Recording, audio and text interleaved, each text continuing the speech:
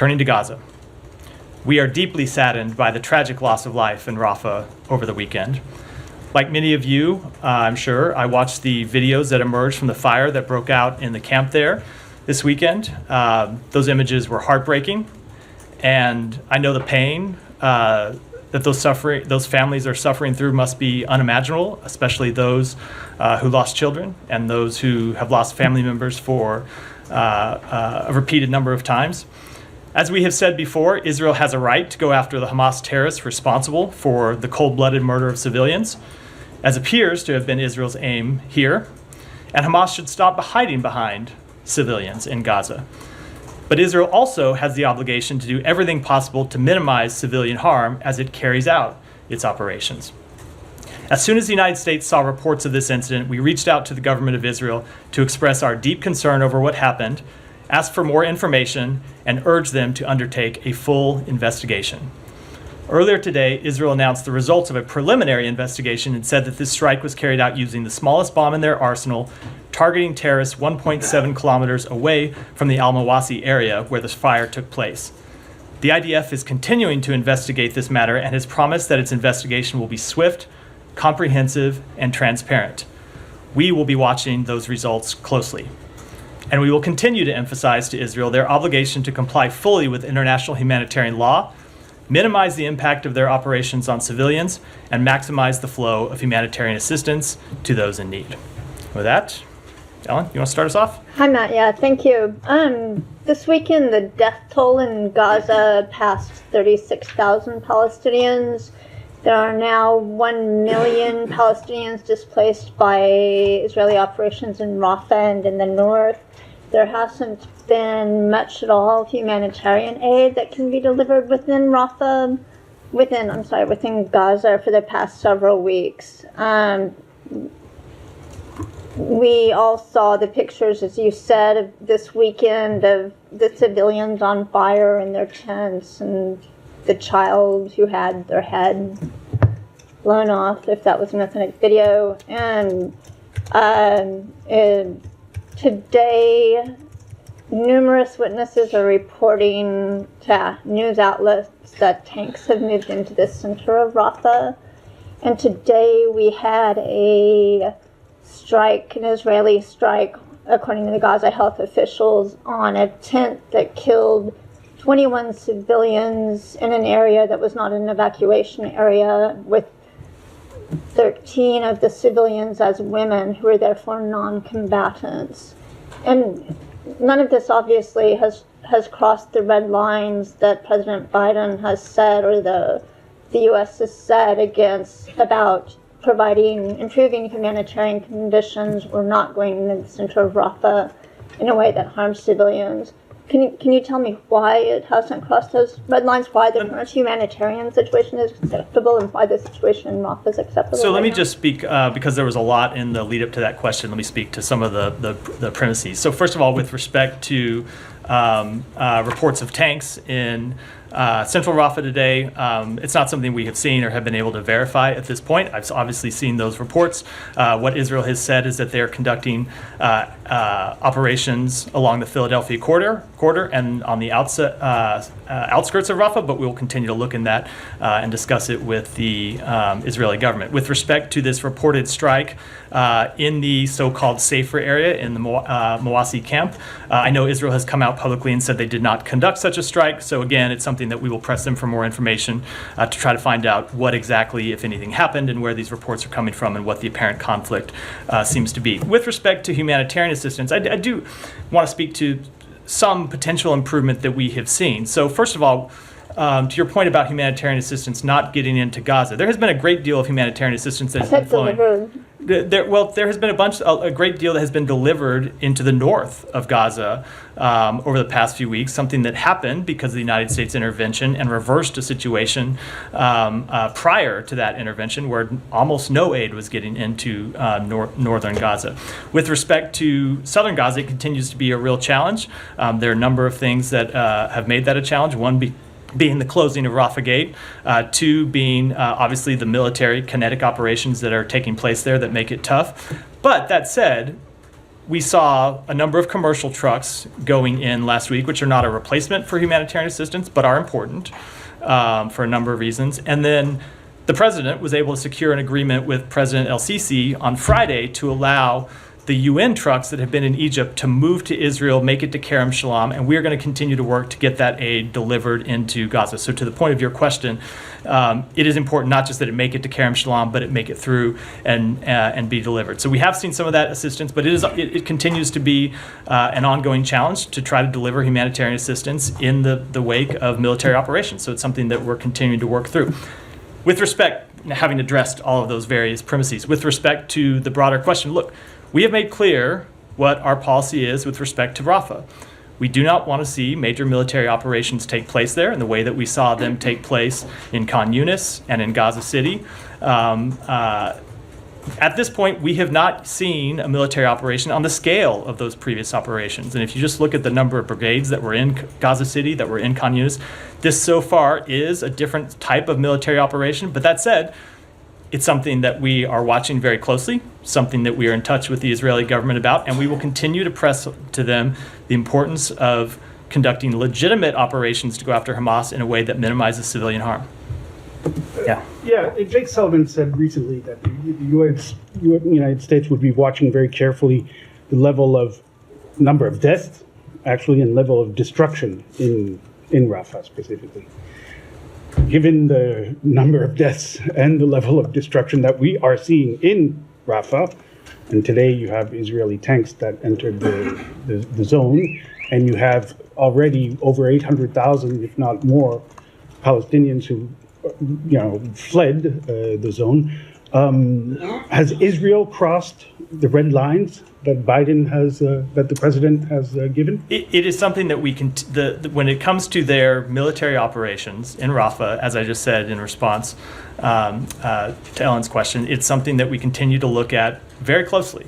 And as I just said, it so far is a different operation than we've seen in Khan Yunis and that we saw in Gaza City. But this is something we watch every day and something that we engage with the government of Israel about every day. As we talk to them about what their plans are and what U.S. policy might be, and as we talk to them about the need to minimize civilian harm and conduct their strikes in a way that minimizes civilian harm. I know that the question is not just about the fire that broke out over the weekend that killed upwards of 40 individuals, and I know injured many more, but it is about everything, and we look at everything. But I do think it's important when you look at that strike to find out what the actual cause of the fire is. Israel has said that it might have been that there was a Hamas ammo dump near the area where they took the strike, which, as I said, they claim was 1.7 kilometers outside the area where they had told civilians to move. That's a very important factual question that needs to be answered when it comes to making these sort of assessments. So what we are pressing the government of Israel to do is to conduct an investigation, present those facts publicly, so we, along with the rest of the world, can make the kind of assessments that we need to be able to do. Matt, there has been a lot of mistakes like this, correct? First, let me establish, does the United States believe that Israel, what happened over the weekend was a result of a mistake? So we are going to wait to see the full results of the investigation. We've seen, as I said, the preliminary investigation where Israel has said that they used the smallest bomb available to them to go after a very precise target. This wasn't a 500-pound bomb or a 2,000-pound bomb. I think it was like a 37 kilogram or 37-pound bomb, a much smaller weapon designed to hit one site 1.7 kilometers away from the Mawasi area where they have told civilians to move. Now, that said, clearly something happened. And what happened, we've seen Israel's claim that it might have been the results of hitting a Hamas ammo depot. It's not clear to me that they actually know. But they need to find out. They need to conduct the investigation. And we're going to eagerly await the investigation and press them to make sure that the results of that investigation are presented openly and transparently to us and to the world. Right. So if we take the initial statements, Netanyahu said it was a tragic mistake. There has been a lot of headlines with those same comments, right? World Central Kitchen killings were also a tragic mistake. There was another one late last year on Maghazi camp that Israel has also called a mistake. Those are the two that comes to mind. I can find numerous other incidents. Is the United States comfortable sending this many weapons to an army that seems to be making a series of mistakes? So let me say this. We are not comfortable with the loss of civilian life in any way, shape, or form. And I think we have made that quite clear. Number two, with respect to each of these incidents, it's important to find out what happened, why it happened, and who was at fault. And so it's important that this investigation proceed before we make any assessments that will help you answer that question. We've seen preliminary results. We want to see the full results. Oh. That said, and I'll say in previous investigations, for example, with the World Central Kitchen investigation strike, Israel did conduct an investigation and presented those findings publicly and then made changes in response to those findings, which we thought it was very important that they do. This seems to be a very different kind of strike, whereas in the World Central Kitchen, they made a mistake about what the target was, and they thought they were targeting Hamas terrorists, and they were not. That was a very clear mistake. In this instance, they were targeting what seems to be legitimate targets, and they were successful in taking out those targets. And then, likely as a result, there was this fire that broke out. It's not clear how it was ignited, especially, as I said, when it's over a kilometer and a half from the location of the strike. We need to find out how that happened. And if there are procedures that they need to put in place to prevent it from happening again, we expect them to put those procedures in place. When it comes to our policy, we have made clear that we oppose any full-scale military operation, and that what the ramifications to our policy would be of them launching such an operation in Rafah. We haven't seen them do that yet, but as I said, it is something that we are watching every day and are in communication with them every day. Right, a couple of more things. In terms of the accountability measures, you say that after the WCK attack, there's been some changes. If we look at other incidents, the killing of Shireen Abu Akleh, for example, and there has been a series of different incidents that involved a large amount of killings of civilians. It doesn't look like the accountability measures are reprimanding certain forces. Are those really enough for the United States? We're talking about like the death of actual people here. We're talking about loss of life. Is the United States comfortable that several soldiers here and there are reprimanded, but what seems to continue to happen is there is a pattern of behavior, and that doesn't get to change in a large scale. So, are you okay with that? So what we expect Israel to do is the same thing that we expect of our own military and the same thing that we expect of all our democratic allies and partners. We expect when people inside their military make mistakes, or when they operate outside of compliance with their rules of engagement, their own rules of engagement, or they operate outside of compliance with international humanitarian law, we expect them to fully investigate what happened. We expect them to make changes to policy if changes to policy need to be made, and we expect them to hold people accountable if accountability is appropriate. Now, with respect to the premise of your question, we're still in the middle of a conflict, and they have a number of investigations open, including criminal investigations into people who potentially violated international humanitarian law, or violated Israeli law, or violated the IDF's code of conduct. So I think it's too early to draw any broad sweeping assessments about that question.